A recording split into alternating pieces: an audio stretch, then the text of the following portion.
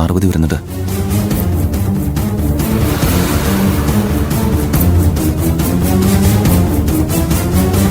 യാത്രയൊക്കെ എങ്ങനെ ഉണ്ടായിരുന്നു മാഡം? ഒരു കുഴപ്പം ഉണ്ടായില്ല. ഇനി എന്തിനാ പോയതെന്ന് പറഞ്ഞൂടെ? കൈലാഷിന് ഒരു അമ്പലത്തിൽ പോകാൻ നേർച്ച ഉണ്ടായിരുന്നു. ഞാനും ആ അമ്പലത്തിൽ പോയി തൊഴണമെന്ന് കരുതിയിരുന്നതാ. അതുകൊണ്ട് കൂടെ പോയി, അത്രേ ഉള്ളൂ. അടുത്ത തവണ അമ്പലത്തിലേക്ക് പോകുമ്പോ പാർവതിയും കൂട്ടാ. എന്നാ ഞാൻ പോട്ടെ മാഡം. Good night.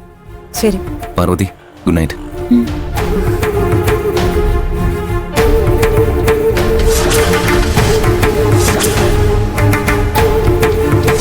പാറു, വാ പോവാം.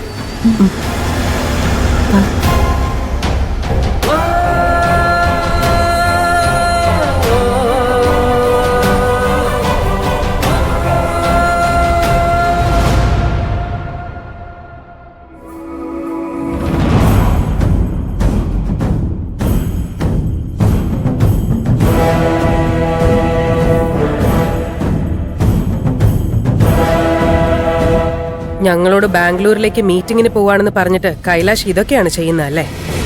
ആന്റിക്ക് കൈലാഷ് പോകുന്ന വിവരം എന്നെ ഒന്ന് അറിയിക്കാമായിരുന്നു. കമ്പനിക്ക് വേണ്ടി എന്ത് മീറ്റിംഗ് നടക്കുകയാണെങ്കിലും അത് ഞാൻ അറിയുമല്ലോ. അവൻ പാർവതിയുടെ വീട്ടിലേക്ക് പെണ്ണ് ചോദിച്ചു പോയിന്ന് അറിഞ്ഞിട്ടും നീ എന്താ എന്നോട് പറയാതിരുന്നേ?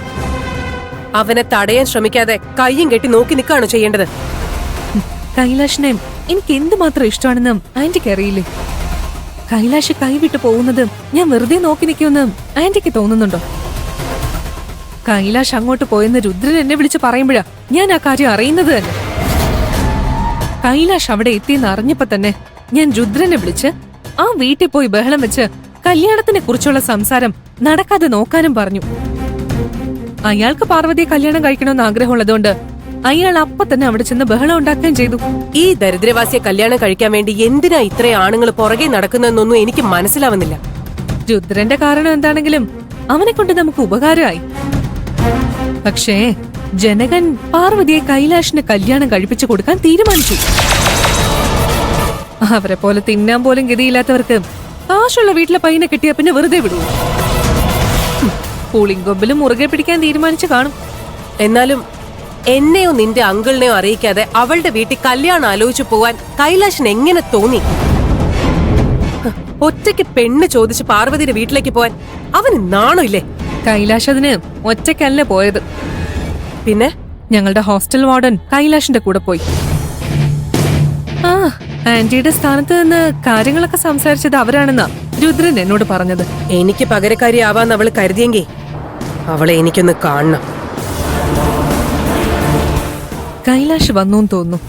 ഞാൻ ആന്റിയെ കാണാൻ വന്നോന്ന് അറിഞ്ഞാൽ തന്നെ കൈലാഷിന് ദേഷ്യം വരും. നീ ആത്ത മുറിയിലേക്ക് പൊക്കോ, ഞാൻ നോക്കിക്കോളാം. ആ കൈലാഷ്, എങ്ങനെയുണ്ടായിരുന്നു ബാംഗ്ലൂരിലെ മീറ്റിംഗ് ഒക്കെ? ആ, കുഴപ്പമൊന്നുമില്ലായിരുന്നു. നിക്ക്,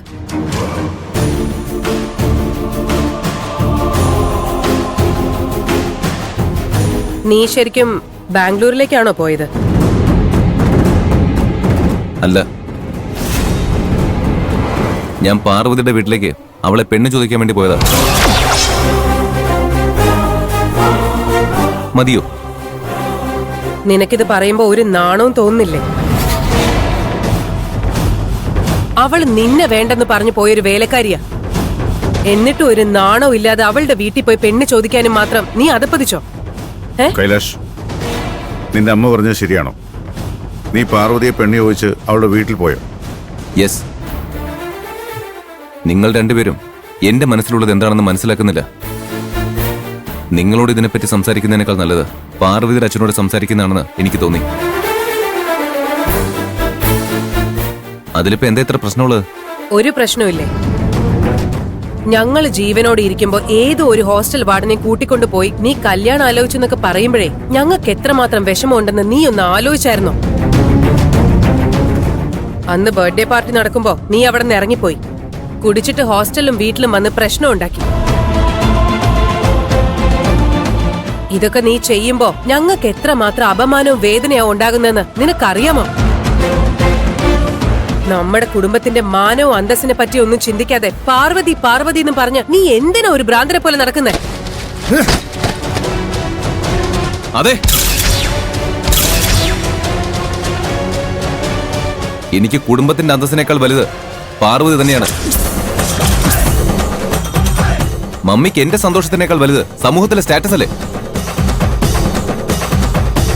ഒരു മമ്മി എന്ന നിലയിൽ എന്റെ ആഗ്രഹം സാധിച്ചു തരാൻ മമ്മി എപ്പോഴെങ്കിലും ശ്രമിച്ചിട്ടുണ്ടോ?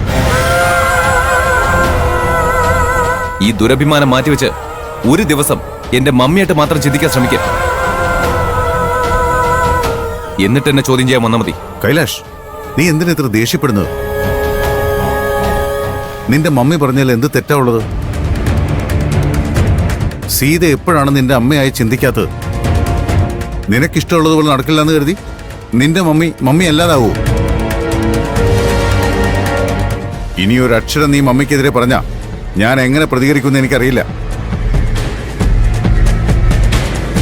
നീ കാണിച്ചത് എത്ര വലിയ തെറ്റാണെന്ന് നിനക്ക് മനസ്സിലാവില്ല. നീ ഞങ്ങളെ വല്ലാതെ അപമാനിച്ചു.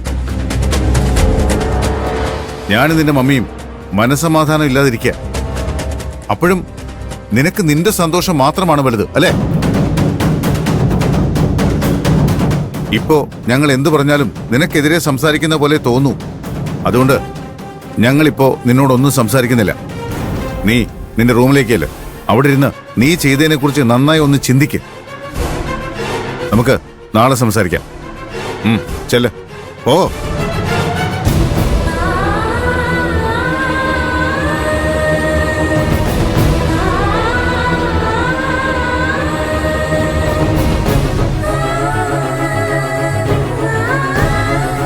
ഞാൻ അവനോട് സംസാരിച്ചോണ്ടിരിക്കുമ്പോ നിങ്ങൾ എന്തിനാ അവനെ പറഞ്ഞു വിട്ടത്? നീ അവനോട് വഴക്കൂടിയതുകൊണ്ട് അവൻ പാർവതിയെ മറക്കാൻ പോകുന്നില്ല. പാർവതിക്ക് താല്പര്യമില്ലെന്ന് പറഞ്ഞിട്ടും കൈലാഷാണ് പിന്മാറാതെ നിൽക്കുന്നത്. അവന്റെ വാശി ഒരു ദിവസം കൊണ്ടൊന്നും മാറാനും പോകുന്നില്ല. എന്താ ചെയ്യേണ്ടെന്ന് എനിക്കറിയാം. നീ ടെൻഷൻ ആവണ്ട.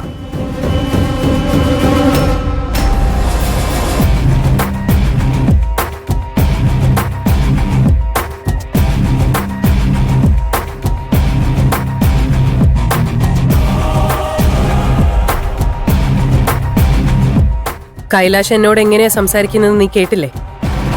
അദ്ദേഹം എന്നെ സപ്പോർട്ട് ചെയ്യുന്നതിന് പകരം കൈലാഷിനെ രക്ഷപ്പെടുത്തി വിട്ടു.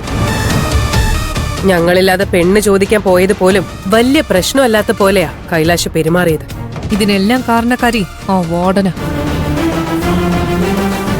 അവര് കൊടുത്ത പ്രോത്സാഹനം കൊണ്ടാ കൈലാഷ് ഇത്രയൊക്കെ ചെയ്തത്.